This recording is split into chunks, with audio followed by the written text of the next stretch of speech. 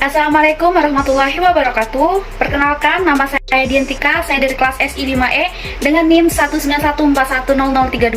Saya dari jurusan Sistem Informasi Universitas Bina Dharma Palembang. Di sini dengan mata kuliah Rekayasa Perangkat Lunak, saya akan mempresentasikan chapter 6 tentang perangkat lunak atau software. Yang pertama, saya akan membahas tentang komputer memproses data menjadi suatu informasi yang berguna bagi penggunanya. Dengan komputer, diharapkan dapat meningkatkan hasil kerja dan memecahkan berbagai macam masalah.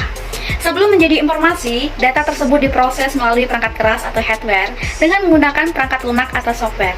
Ini adalah hierarki informasi. Yang pertama, data, dan seterusnya pengolahan data, seterusnya informasi, dan yang terakhir yaitu pengetahuan.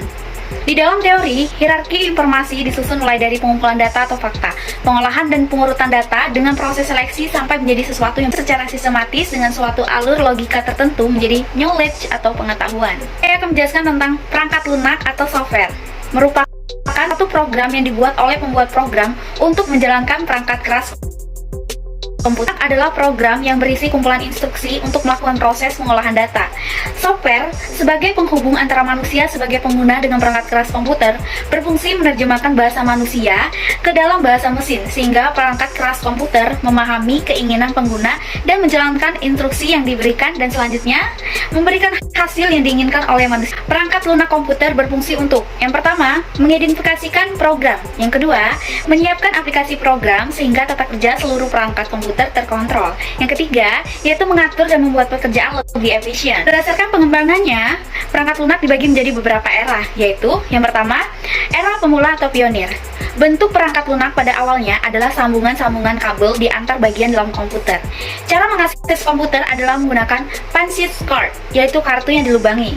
Penggunaan komputer saat itu masih dilakukan secara langsung oleh sebuah program untuk sebuah mesin dengan tujuan tertentu.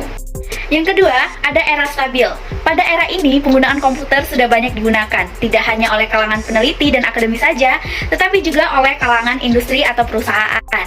Perangkat lunak mulai bergeser menjadi sebuah produk baris-baris perintah, perangkat lunak yang dijalankan oleh komputer, bukan lagi satu-satu, tapi sudah seperti banyak proses yang dilakukan secara serempak atau multitasking.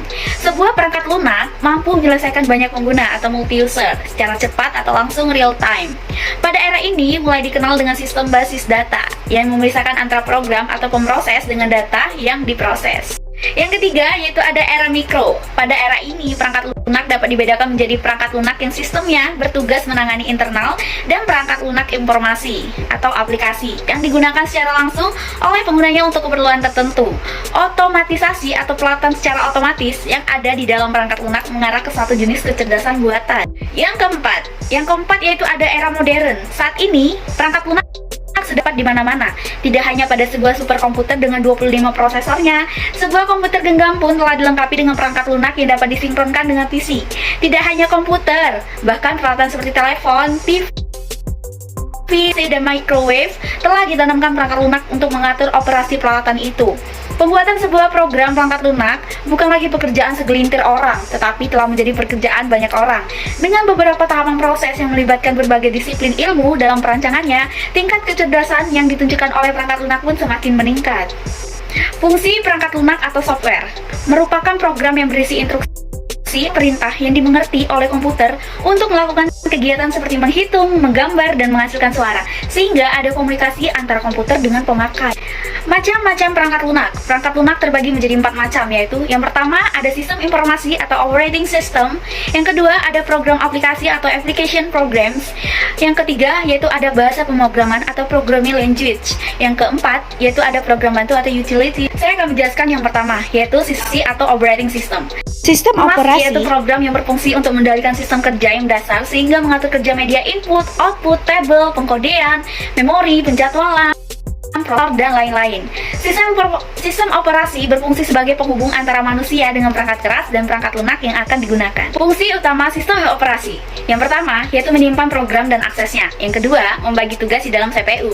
Yang ketiga, mengalokasikan tugas-tugas penting. Keempat, merekam sumber-sumber data.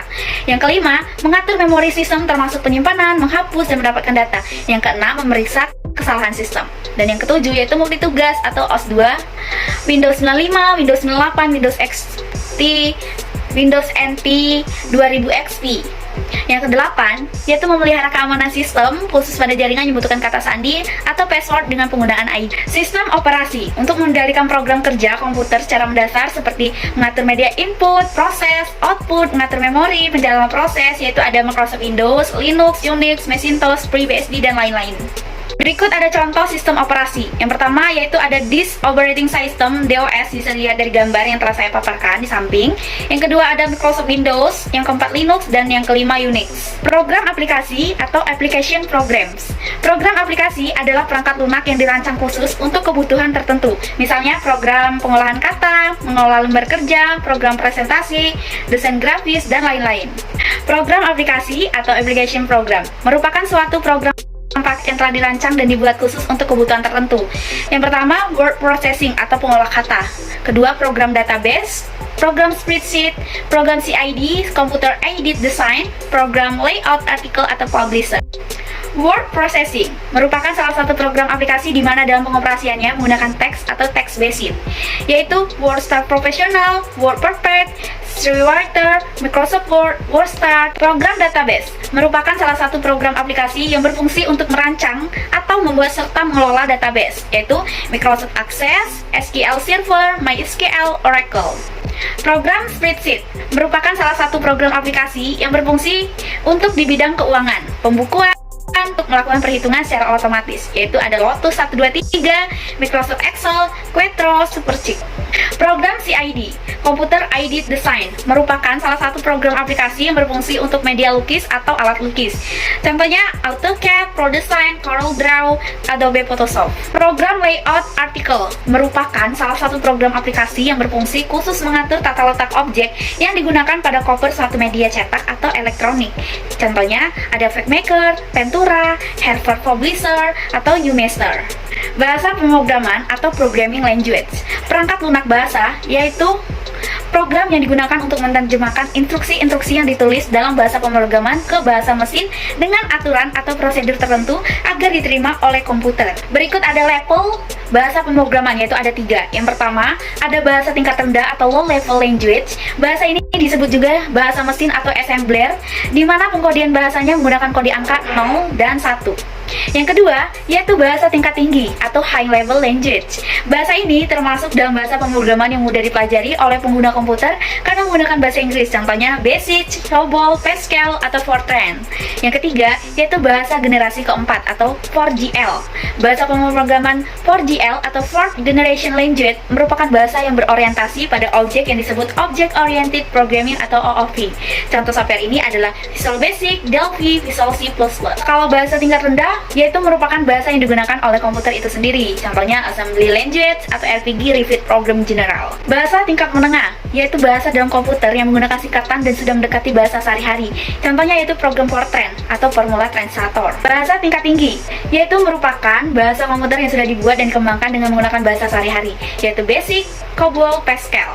Program bantu atau utility merupakan perangkat lunak yang berfungsi sebagai aplikasi pembantu dalam kegiatan yang ada hubungan dengan komputer. Misalnya memformat disket, mengcopy data, mengkompres file, dan lain-lain. Contoh software ini diantaranya yaitu ada Norton Utility, ada WinZip, ada Norton Ghost, dan ada antivirus. Gambarnya bisa dilihat di samping. Perangkat lunak untuk keamanan komputer atau antivirus, yaitu untuk meningkatkan keamanan komputer dari serangan virus maupun hacker diperlukan perangkat lunak seperti antivirus dan firewall. Virus adalah sebuah program yang menyusun dan dapat berkembang biak dengan sendirinya dalam media penyimpanan komputer. Ada dampak yang ditimbulkan oleh serangan virus. Yang pertama, menghabiskan ruang atau memori media penyimpanan. Yang kedua, mengganggu kinerja memori sehingga aktivitas memori lambat. Yang ketiga, mempengaruhi kinerja komputer secara keseluruhan. Yang keempat, yaitu merusak file-file yang terdapat di dalam komputer. Yang kelima, yaitu merusak perangkat keras komputer dalam jangka waktu yang lama. Yang keenam, yaitu antivirus harus selalu diupdate agar kita dapat mengetahui jenis virus apa yang menyerang. Dan yang ketujuh, biasanya komputer yang terserang virus dapat dirasakan penggunaannya, yaitu proses kerja komputer berjalan lambat, sering terjadi hang, hard disk menjadi penuh, memori berkurang, dan lain-lain. Beberapa cara yang dapat digunakan untuk menghindari serangan virus. Yang pertama, memberikan proteksi komputer dengan antivirus. Yang kedua, melakukan update antivirus dan database-nya. Yang ketiga, berhati-hati terhadap file kiriman atau file hasil download. Yang keempat, mengetahui kondisi dan kinerja komputer. Yang kelima, yaitu melakukan backup data secara rutin. Oke, sekian dari presentasi saya. ya. Semoga ilmunya bermanfaat buat kalian semua. Jika ada salah kata atau penyampaian, saya mohon maaf. Allah, saya mohon ampun. Saya akhiri presentasi saya kali ini dengan mengucapkan wassalamualaikum warahmatullahi wabarakatuh. Terima kasih.